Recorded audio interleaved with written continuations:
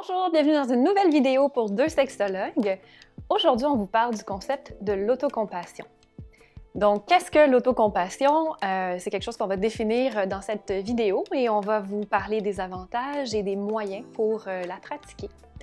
Donc, en fait, au niveau de l'autocompassion, c'est quelque chose qui va aider à notre bien-être, à être aussi en réponse à nos besoins.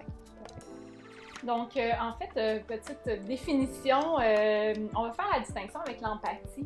L'empathie, c'est vraiment la capacité de se mettre à la place de l'autre personne, donc de vraiment venir voir un peu la réalité de l'autre, la perception, son point de vue, et mieux comprendre, en fait, à ce moment-là, comment l'autre peut la vivre et tout ça.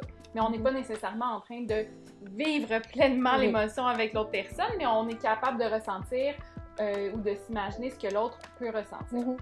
La compassion, en fait, ça va être un mélange d'empathie, donc, et à ça, on va ajouter l'amour. Donc, c'est vraiment si il y a l'empathie, donc la compréhension de la perception de l'autre, mais ça vient vraiment déclencher en nous un élan qui nous donne envie de prendre soin de l'autre personne. Donc, il y a vraiment une action ou un désir d'action envers l'autre personne qui est peut-être moins présent dans l'empathie. Donc, c'est vraiment la composante entre l'empathie et l'amour, l'élan de vouloir prendre soin de l'autre.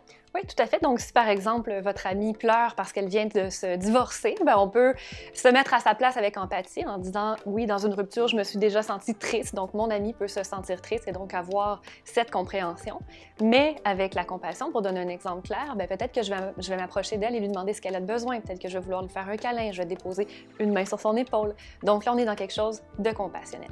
Tout à fait. Donc, l'autocompassion, en fait, ça va être la compassion qu'on va appliquer à soi-même. Donc, cette empathie, le non-jugement qui est là, la compréhension de soi, l'accueil, avec cet élan de vouloir prendre soin de nous avec amour et bienveillance.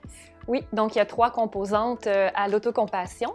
Donc la première, en fait, c'est la pleine conscience. Donc la pleine conscience, ça veut dire d'être en contact avec son intérieur, avec son univers émotionnel. Donc pour ça, bien, il faut prendre le temps de s'écouter, de scanner notre corps, d'être vraiment attentif à ce qui se produit à l'intérieur de nous et donc aller dans quelque chose de précis aussi. C'est pas juste je vais bien ou je vais mal, mais c'est peut-être je ressens de la tristesse ou peut-être même plus je ressens de la colère ou quelque chose de vraiment précis. Donc ça, c'est la pleine conscience.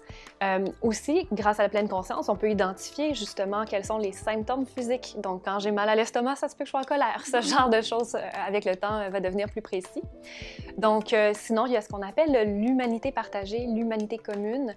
Donc, le fait de ressentir quelque chose, c'est bien, mais c'est aussi de se dire, prendre le recul pour se dire, bien, c'est quelque chose que je partage avec les autres aussi. C'est quelque chose qui peut être vécu par différents humains, donc ça me connecte à mon monde extérieur. Donc, le premier, c'est vraiment je suis connectée à mon monde intérieur. Ensuite, je suis connectée au monde extérieur. Tout à fait. Donc, le premier amène une présence attentive à soi.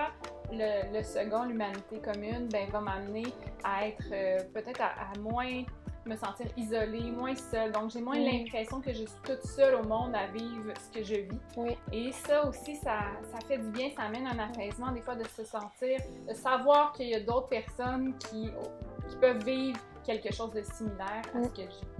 Et finalement, la troisième composante, ça va être la bienveillance. Donc, la bienveillance, c'est vraiment de s'offrir, comme on parlait tantôt, l'amour, un amour envers soi, dans ce contexte-ci, puisque c'est l'autocompassion.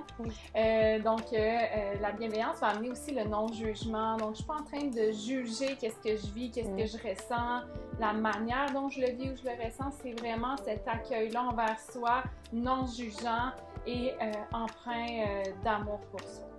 Donc, avec ces trois composantes-là, on peut se dire comment on applique ça? Comment on fait ça? Oui. Donc, la première étape est vraiment l'apprentissage de la pleine conscience.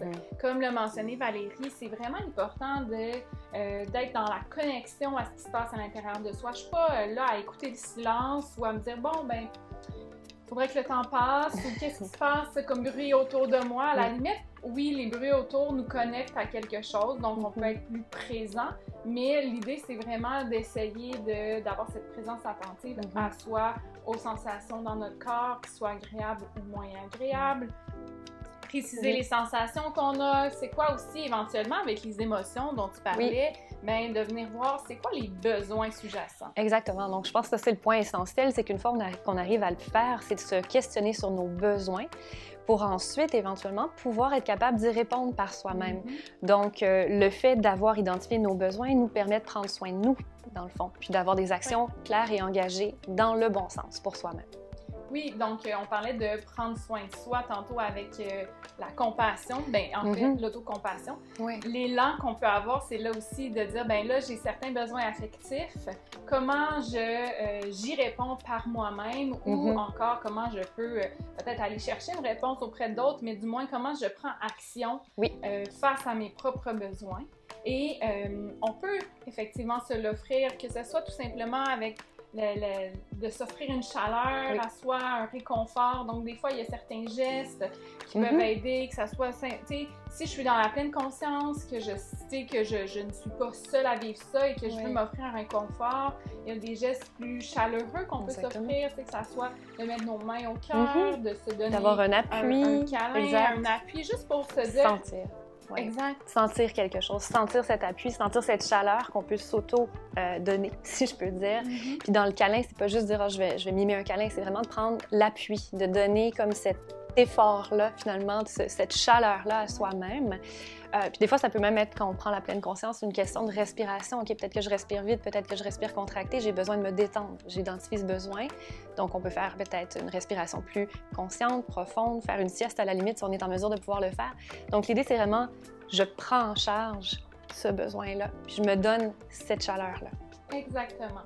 Donc, on espère qu'avec une meilleure compréhension de l'autocompassion, vous allez pouvoir aussi l'avoir en tête comme outil pour prendre soin de vous, parce que la prise en charge de soi, de ses besoins, c'est une responsabilité qui appartient à chacun et on est tous en mesure de pouvoir se l'offrir et ça permet aussi justement de limiter les manques, de venir les combler, de faire cette partie-là par nous-mêmes et pas avoir tout le temps besoin de compter uniquement sur les autres pour combler ses propres besoins, mais qu'il y ait un partage, un équilibre entre les deux. Merci.